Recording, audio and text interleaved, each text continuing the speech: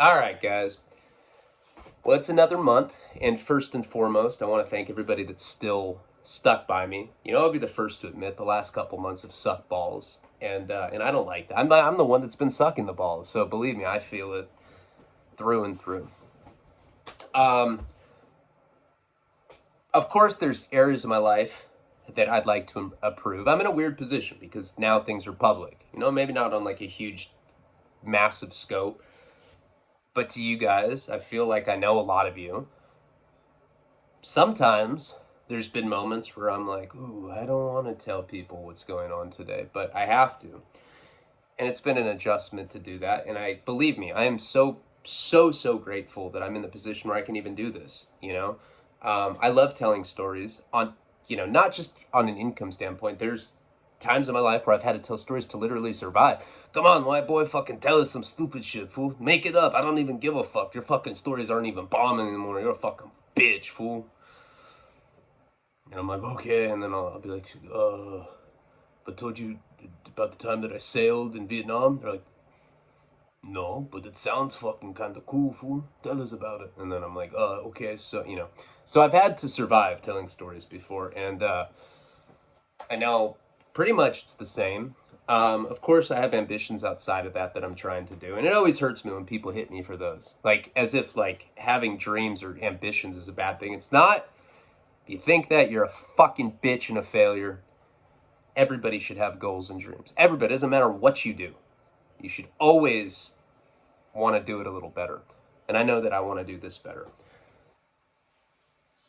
Yesterday was, oh my God. Yesterday was so gnarly. It was, there's things that I can't talk about because it kind of puts like friends of mine on blast. So let me just try to, in like a roundabout way, let me try to explain what happened because it was so fucking horrible. I don't know how I can do it without like implicating people. And I've already told you kind of like the lead up to what was going on. Okay, so I wrote this movie. It's basically like Mike Virgin movie. It was a script. I worked on it for a year. Oh God, I can't, because you know who I wrote it with, and basically I had this huge meeting yesterday. This meeting that could be life changing. The producer that I was meeting with is this super eccentric guy. He lives in like a $35 million house out in the desert. One of these guys that bought a house for, probably like 5 or 6 million, whatever it was, and he put like 30 million into it. Just make it. Every room in the house is a swimming pool. You can swim in this pool, and it like connects to other rooms. It's fucking gnarly. I've never been there, but I've seen pictures of it, and getting invited out there is always, it's a big deal. That's like getting invited to Rick Moranis's penthouse in New York. So, hey, fool, come over. Fucking talk hockey. Like, all right, I'll be there, Rick. It's kind of that big a deal. No, this producer, he's a decision maker. He's the kind of guy that could, I gave him the script maybe like 2 weeks ago. I set this meeting up, and I sent it to him. He's like, "Oh yeah, sounds great. I'd love to see you guys." I mean, he's done stuff with Nick before, and he never mentioned the script though. Every email correspondence I had with him was like talking about coming over to the house or whatever, and eventually I'm like talking to his assistant, who works for a big studio, and I'm like, "What do you think this means?" And he's like, I don't think he knows that you're trying to do a movie deal with him. I think he thinks you're just trying to come look at his house. I was like, what? And so, like, this is the way I am. Okay, and I'm not saying I'm dishonest. I'm saying that I'm a pussy when it comes to... The way I looked at it was this, okay? Just going to the guy's house is a big deal because, I have an opportunity to dance like a jester in front of him, make him like me, forge a long-term connection, suck his dick if he's like, hey, man. If you suck my dick, I'll give you a movie deal. I'd be like, okay. And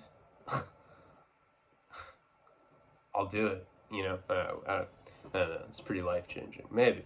Depends on how much money we're talking about. But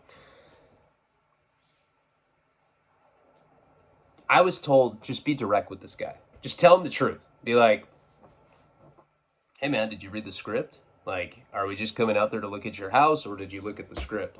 So I got a haircut, got my car detailed, got an outfit, went to Target, spent like $15 on an outfit. It's like the best outfit I fucking have. That's not what I'm wearing now. I'm polishing my chain right now. So I decided not to even bring up the script, because I mean, initially I sent it to him. I mentioned it a couple times in emails. Oh yeah, we'll be there. Hey man, did you read the script? Nothing. Dude, you gotta come to my house. My house is bomb. I'm like, okay, I like bomb houses. What's up? Big meeting comes. Yesterday's the big meeting. Somebody that was supposed to come to the meeting doesn't come because they go off on, you know, whatever. They don't show up for personal reasons. I wake up, call. I'm like, hey, you ready to go? Nothing. Doesn't pick up. Doesn't respond to text messages. Blow the meeting. Fuck. So in my head, I'm like, yeah, whatever. This guy wasn't even going to give us a deal anyway. He thought we were going to look at his stupid fucking house. Even though it's not stupid. It's a pretty dope house. From the pictures I've seen. So I end up texting him. I tell him, I'm like, hey, man, this other person that's coming with me to the meeting can't come. He's family emergency. He writes back, he's like, oh, man. I thought, you know, I had this director that was going to be there. We're going to go in for casting options. We were going to pick out these characters together, blah, blah, blah. I was like, well, fuck. So that meant that he wanted to move forward with it. Which made the whole thing like 10 times. I was so mad. Deal just handed to me on a fucking platter. I don't get it. And I'm leaving out so many like cool details, exciting ones. This story sounds like a fucking bitch story. Fucking story sucks. Fucking straight to Hulu. Mid-talent shit. My friend just disappeared on me. Whatever, you know. He resurfaces today. Let's go to the meeting. I'm like, fuck, we already blew the chance. But the producer was down to see us tomorrow. So now that all that's gone, I'm going tomorrow. I could get the deal. I don't know. You guys will be the first. If I get the deal, I'll fucking post something right there and then. Might just be words, but I'll be like, I got it. Who's the bitch now?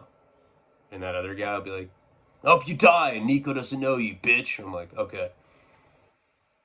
Yeah. Well, at least when I die, I'll have money. Well, I bet you didn't think of that, did you? I don't know. I don't know if I'll get it. And that story was so censored and sanitized and bullshit. It's because it's about someone that I care about. I don't want to put them on blast and everything. But that happened, and then something even worse happened. I got jacked for 9 fucking racks yesterday. 2 days ago. Within a 24-hour period, I got jacked. That's an even gnarlier story. But I got to save some material, because we can do like what had really happened year 2. 4 years from now, it'll be like in holographic form. It'll be like me in a hologram, but there'll be like this little root beer barrel sized dick. And we'll be like, dude, that hologram's fucking gross. I'm like, yeah, but who's the chick? I don't know. That's what happened to me yesterday. I was pissed, man. I was pissed. I was pissed about the 9Gs. The 9Gs wasn't like my own personal money. It was money for the documentary. You know, money I needed, god damn it, for stuff, but it doesn't matter. I got a couple friends right now that have pretty deep pockets that are covering me. They're like, don't even trip, we got you.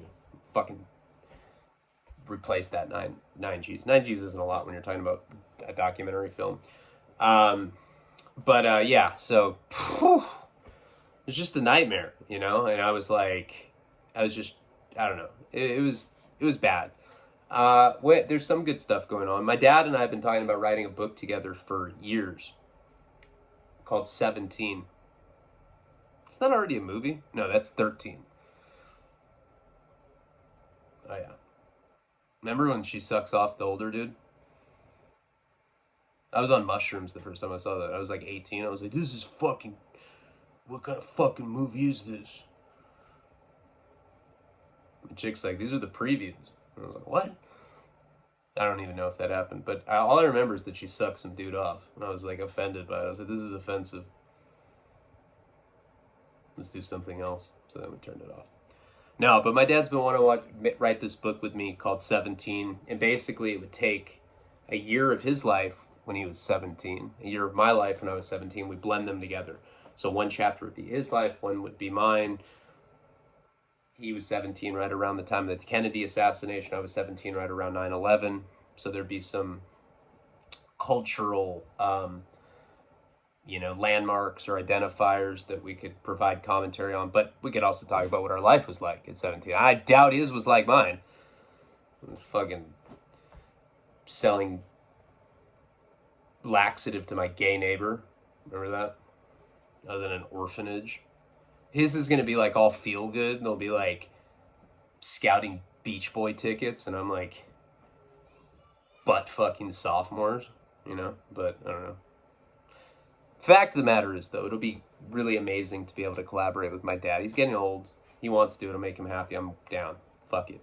So, something that we're going to be doing. He's going to see. He's like, I'll have my half done in 3 months. I was like, all right, cool.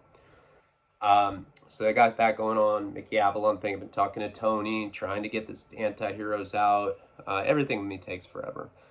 But I do appreciate everybody that has stuck with me.